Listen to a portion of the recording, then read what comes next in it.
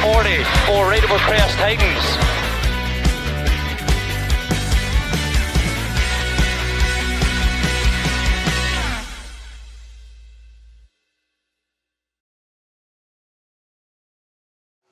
Coming up on this month's edition of the SeaconUK Rally Show, we take our second trip over to Northern Ireland in as many months as we take a look back at the recent modern tyred Ulster Rally. But before that, we're staying on the asphalt, but this time it's in Wales. We've got all the action from the Nigel Ferguson Fabricators Tour of Epynt. The Tour of Epynt would be an event of two halves, not only because of the weather, but it would also play host to the Interclub event as well as the British Historic Rally Championship. And we'll be taking a look at both of those in more detail in our coverage of the rally. And it all starts with the Interclub. Leading the way in that, and indeed on the overall leaderboard, will be Mark Kelly with David Evans alongside, putting in some good times right from the start, ending the morning 56 seconds ahead. Second place was a pair who knew these roads well, Damien Cole and Paul Spooner. This would, though, be the first time back on Epynt for Cole since that huge accident here a few months earlier. And it was clear he hadn't been scared off. Second place for now in the new to him Citroën C3 Rally 2. For Tony Rees and Ian Taylor, it would be third place for now, leading our two-wheel drive crews as well at this stage in the Darien, 17 seconds back from Cole. In fact, there'd be a run of Darians in the top of the leaderboard as things stand, with Anthony Morgan and Paul Bevan taking fourth place for now in their example. And it was close too, with just 4 seconds between them at this stage. And for Andy Fraser and Alan Jones, it will be fifth place overall, third of those Darians. It was certainly Darien weather so far. Andy not always having the best of luck here on Epynt, so it was great to be up there fighting. And rounding out this brace of Darians will be Richard Merriman and Kath Curzon. Their smaller engine example leading its class and holding its own in sixth place overall. Lee Edwards and Robbie Pugh bring the Escort G3 out this weekend, and as always, they were pushing hard. They end the morning very sideways in seventh place overall, the first of today's Fords. For Adrian Spencer and Mark Hewitt, it will be eighth place. That's Subaru WRC replica looking great on the stages. A little reminder of previous years when the real things would have been fighting here for overall victories. In ninth place overall, it was Phil Turner with Lewis Sim alongside, the first and indeed the only Mark II Escort in the top 10 of the Interclub Rally. How often can you say that these days? There were, of course, more in the historics, and we'll come to those a little later. And rounding out the top 10 will be Mike English and Simon Hunter in that Fiesta Rally 2. Mike still getting to grips with the car after making the switch from indeed a Mark II Escort. Still plenty to come from this pair, you could feel it. So we're 4 stages down on the Interclub results here on the Tour of Epynt, and the leaderboard is shaping up like this.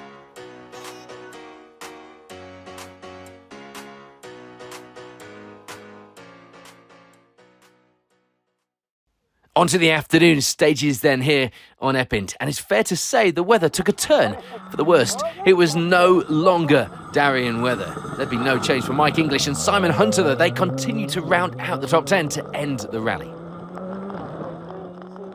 There were some fantastic times being put in for Philip Lloyd and Dean Wiltshire as well, moving them 10 places on the leaderboard through the afternoon to finish the day 9th overall in the Escort. And finishing just ahead of them on the leaderboard will be Phil Turner and Lewis Sim. 8th place overall, Class 3 winners this weekend. John Griffiths and Emma Morrison were out on only their second outing on a non-circuit rally in the Fiesta, and they settled into things well with a great 7th place overall to show for their efforts. No troubles to report today for Adrian Spencer and Mark Hewitt. They reached the end of the day with 6th place overall, also taking Class 6 victory as well.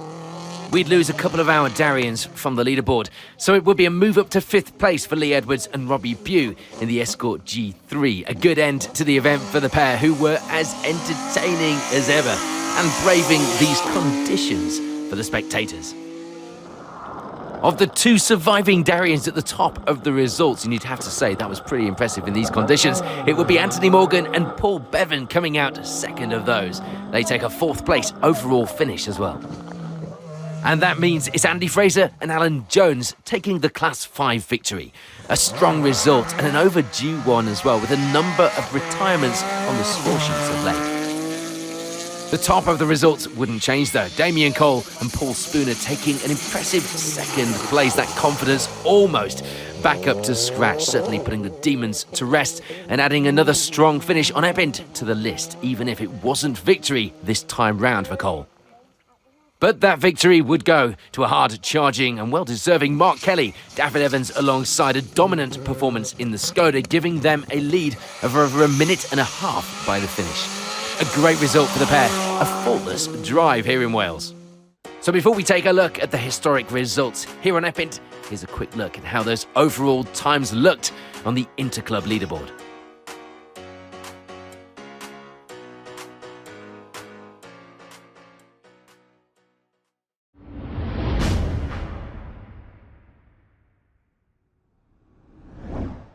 The Tour of Epynt would be a round of the British Historic Rally Championship, and while it didn't have a massive entry, there would be some quick crews competing here today. One of those being Nick Elliott and Dave Price, leading the way in the morning.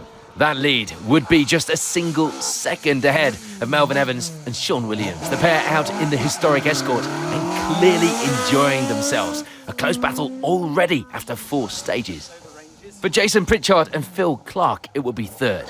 The pair hadn't done as much this year in the historics, but they were still on the pace. 11 seconds back from Evans, up ahead for our former British Historic Rally champions. There'd be some pretty dramatic attrition as we lose Richard Tuthill and Stefan Prevost. The Porsche crew going well and putting in some good times to lie in 4th place. But it would all go wrong when they crashed out on stage 4, going no further. For Thomas and Uric Davies, it would be 4th. They start to pick up the times a little as the morning went on, moving into 4th place after the loss of Tuthill. Only 4 seconds off the podium places at this stage as well. And 5th at this point in the rally would be Richard Jordan and James Grattan-Smith.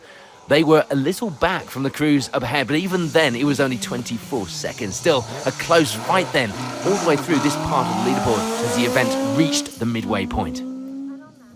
After a run of impressive escorts, it would be a fantastic triumph in more ways than one for David Kynaston and Rhys Stoneman, ending the morning with 6th. David, of course, no stranger to these stages, having won events up here in the past. In that, remember it, the formidable Audi A3. It hadn't, though, been the best of starts for Roger Chilman and Patrick Walsh. They end the morning with 7th. Not exactly where they would have wanted to be, but they were still going, which was, at the end of the day, the main thing. And it was a similar story for Tom Ulster and Glyn Thomas as well. They end the morning 8th place overall, just 8 seconds back from Chilman. For Phil and Mick Squires, it will be 9th. They were a little way off the crew up ahead, but they were keeping themselves out of trouble, keeping those heads down and having some fun out on those tricky stages. And rounding out the top 10 at this stage will be David Dobson and Tudor Jenkins, the pair suffering from a 1-minute time penalty, but it wasn't affecting those overall results as yet. So the morning is complete. Here are the times, and here is how the leaderboard is shaping up in the British Historic Rally Championship here on the Tour of Epynt.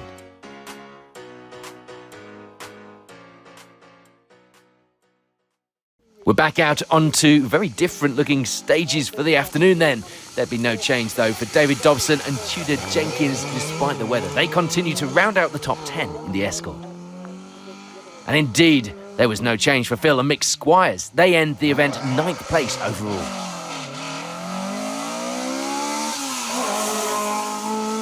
For David Kynaston and Rhys Stoneman, it will be a slip down the order into 8th. They were still going well, but couldn't quite keep hold of that 6th place that they'd held on to this morning. This would, though, be due in part to a better afternoon for this man, Tom Walster. Glyn Thomas alongside, the pair managing to make their way back up to 7th place by the end of the rally. And it was a similar story for Roger Chilman and Patrick Walsh as well. A disappointing start, but a big push makes it 6th place overall by the finish. There was a bit of a shake-up as we went through the rest of the results, but not for Richard Jordan and James Grattan-Smith. They end the rally 5th place overall. For Thomas and Uric Davies, though, it would be 4th place. They have a good, clean run to that position. A 10-second penalty, though, not exactly helping things, but it didn't, at the end of the day, affect their position. We're on to the podium positions then, and our main change would be the move down the order for Nick Elliott and Dave Price after such a strong start. They take that 3rd place after missing out on victory this weekend. There'd be no change, though, for Melvin Evans and Sean Williams. They keep hold of that 2nd place to the finish, ending the event happy to show that they still had the pace here on Epynt. But that does mean a late charge and victory for Jason Pritchard and Phil Clark, coming back from a slightly cautious start, not exactly characteristic either, and ending the event with victory. And it was close, only 19 seconds of an advantage by the finish. So with the Tour of Epynt complete, here's how the historic results shaped up by the end of a pretty tricky event.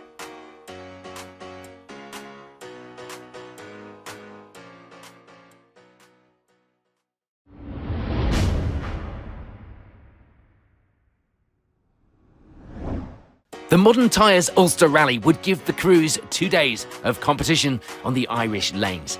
And with the Irish and British Rally Championship contingents both here to do battle this weekend, it would be one heck of a competitive entry waiting on the start line of the stages. On to day 1 then, and it would be an early lead for Adrian Formeau and Alexandra Correa. A mix of British and World Championship events, keeping this Works crew up to speed. And the pair get through the opening day with a 7.4 second lead. Callum Devine and Noel O'Sullivan didn't have to race our leaders. They were here this weekend with the Irish Tarmac Championship in mind, and they were doing exactly what they had to do for that leaderboard. But of course, that wasn't stopping them from keeping up throughout the day's 4 stages. As would be the theme of the day, the conditions in the later stages on the first day of the competition would be challenging to say the least. Catherine McCourt and Dean O'Sullivan finding that they were backing off just a little to avoid any mistakes. Shades of the down rally here on these lanes. They end the day 3rd. Johnny Greer and Niall Burns were also feeling the effects of Storm Betty as well. The car aquaplaning on a number of occasions as they try to keep in the fight. They end up fighting the car, but end the day with 4th. Josh Moffat and Andy Hayes, meanwhile, would have a bit of a moment on the first stage of the day, reminding them of how easily things could go the opposite way. But after that, it was just a case of settling into a pretty strong pace and ending the day with 5th. Ryan Loughran and Tom Murphy would be happy with their start. 6th place was theirs for now. The grip levels challenging, but they got through the day without incident. Jason Mitchell and Patrick McCrudden were another crew just happy to get through the day. There'd be no point trying to do anything heroic in these conditions, so they settle into a solid 7th place ahead of the competition on day 2. Robert Barrable and Gordon Noble hadn't driven in the wet for a while. It would be hard to say that they were enjoying things, but they certainly seemed a little more comfortable to be rallying in the rain than many others. And a stall on the start of the 2nd stage was not exactly the start to the rally that Darren Gass and Barry McNulty were looking for. They lost a few seconds, but they were still going well as they guide the polo around to 9th place by the end of the opening day. And rounding out the top 10 at this stage were Desi Henry and Paddy Robinson. It wasn't going well for the pair though, the car steaming up and later on stage 3 cutting out on them. But day 2 was beckoning and it was looking like another day in more ways than one. So at the end of the opening day of competition, a pretty grueling one at that. The results on the Modern Tyres Ulster Rally were shaping up like this.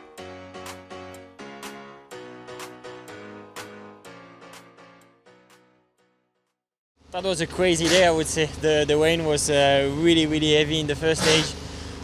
So yeah, really tricky. We're happy, we are really consistent in our time. We are still leading the rally, so it's really positive. You can make big gap honestly in this condition if you are taking risks, but you can also stay next to on the side of the road. So it's really tricky to find the balance. A good night's sleep, and already the first grueling day of the competition was behind our crews. We're on to day 2, and the effects of the storm could be seen on the stages. Standing water and debris from the trees greeting the crews. But overall, the conditions were a big improvement over the first day. The second day here in Northern Ireland would see a number of changes throughout the leaderboard. And that would see our leading two-wheel drive crew of Jason Black and Carl Egan moving up to round out the top 10 overall. A strong end to the rally for the Toyota pairing.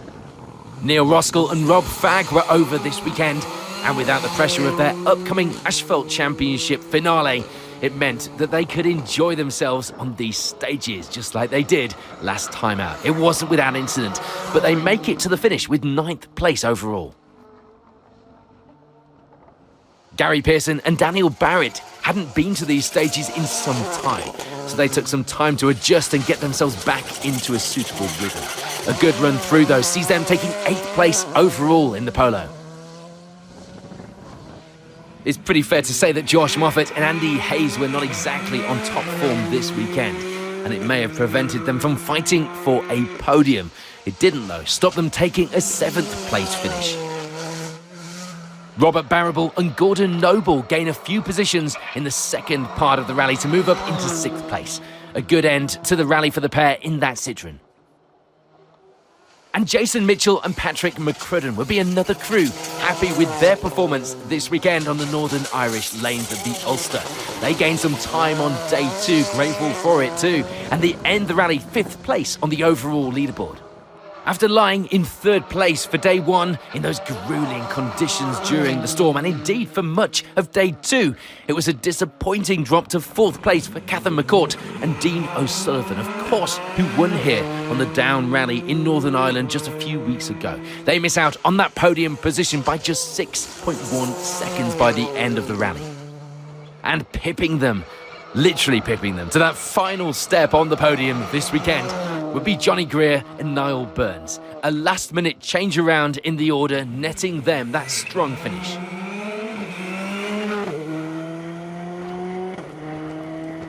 Callum Devine and Noel O'Sullivan knew that they'd done all they needed to for the Irish Tarmac Championship. They didn't need to win the event outright, just finish ahead of their main rivals, and they'd done exactly that, taking 2nd place overall, but that was overshadowed, of course, by becoming the 2023 Irish Tarmac Champions here on the Ulster. But take nothing away from Adrian Formeau and Alexandra Corrier. They make it 4 wins from 4 in the British Rally Championship, conquering the Irish lanes and adding their names to the very small list of overseas crews who have managed to win here on the grueling Ulster Rally.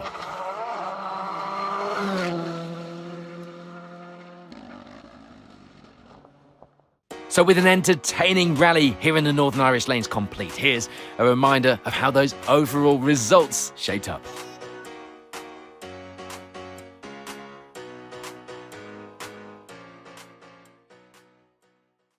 Well, it's the perfect weekend we can expect it actually. It was really tricky, so really good experience for us driving in this condition on a really tricky rally. We knew Ireland Tarmac is really special, but I can tell you now it's really, really special. The stages are crazy. It's really nice to drive on the dry. On the wet, it starts to be a really big challenge. And actually, it's 4 events for a win in the championship, so honestly, it cannot be better.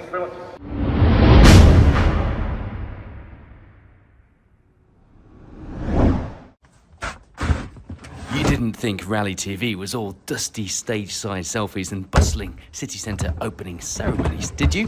The hard yards start back at HQ, checking and prepping equipment, and a bit of EWRC research thrown in for good measure. We do have plenty of help on hand, though. Start them young, I say. Once the prep work is done, though, it is time to head to the event as the excitement builds. So the research is done, the planning is done, and everything's ready for a weekend of live rally coverage. Now I'm going to drive to the event. It's not too bad for me for the Kielder Forest stages. I've got about a 3-hour drive. When we used to do the Somerset stages, it will be 7 hours, sometimes more if I got stuck in traffic.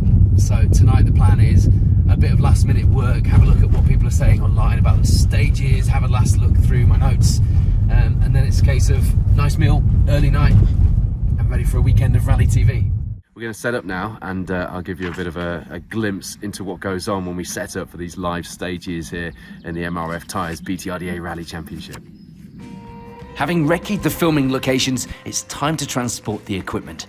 The golden rule, apparently, is to park as far away as possible at the bottom of the biggest hill. We must lug tons of equipment, satellites, cameras, tripods, sandwiches, for miles through iconic rally stages. We've probably done more rally stages than Roger Clark, but he never carried a satellite. You don't need to film this bit.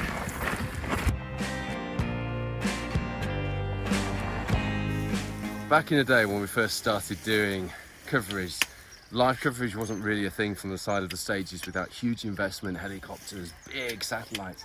And indeed, when we got our first satellite, it took hours to put up. We were literally bolting things together.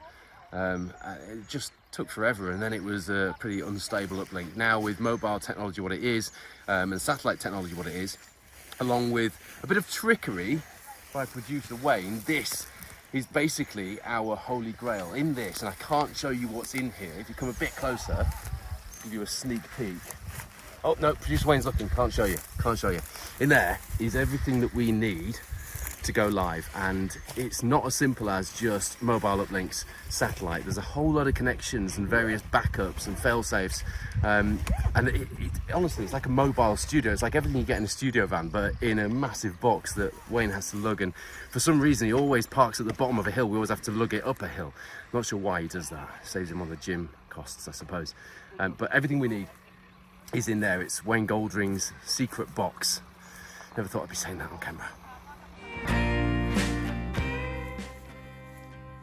This is the bit we all love. The broadcast begins, the holding screen goes live, and we eagerly await the first glimpse of a rally car bursting into view. Special stage on air. Well, it's not the first time it's happened this year, but we started in bright sunshine and now the heavens have opened here in Northumberland.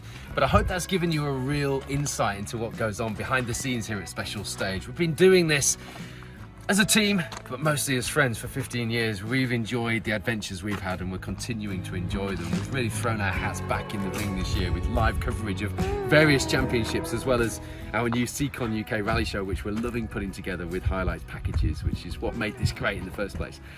So thank you for joining us for that, and I hope that has given you a little bit of insight. If you do fancy getting involved in rallying, you can get involved in marshalling so easily with your local motor club or on the Motorsport UK website. And you never know, if you do fancy getting involved in the media side of things, maybe one day we'll have you on our team here at Special Stage. But for now, from the Kielder Forest Rally and from our behind the scenes look at what goes into live rally TV coverage, it's goodbye and thank you for watching. I'm going to go and get dry now.